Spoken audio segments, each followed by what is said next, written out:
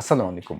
ভ্যাটের নিবন্ধন নেওয়ার সময় যেসব তথ্য দেওয়া হয়েছিল, যেমন ব্যবসায়ের নাম, ব্যাংক হিসেবের তথ্য, মালিকদের তথ্য, এসব তথ্যের কোনোটি যদি পরিবর্তন হয় তাহলে আপনাদেরকে কি করতে হবে? কখন বিভাগীয় কর্মকর্তাকে জানাতে হবে? কিভাবে জানাতে হবে?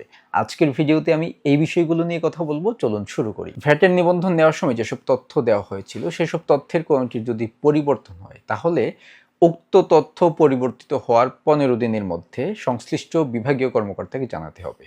অনলাইনে আবেদনের ক্ষেত্রে সংশ্লিষ্ট বিভাগীয় কর্মকর্তাকে মূসক 2.1 ফর্মের মাধ্যমে জানাইতে হবে।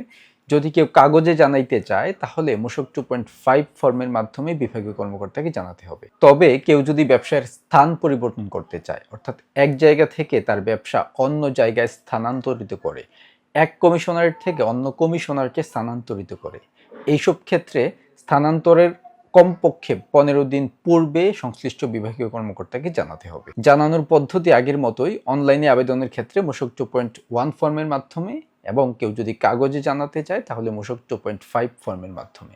এখানে আরেকটা তথ্য দিয়ে রাখি, অনাবাসিক ব্যক্তির কোনো তথ্যের পরিবর্তন যদি হয় তাহলে সেই অনাবাসিক ব্যক্তি মূসক 2.2 ফর্মের মাধ্যমে জানাতে হবে।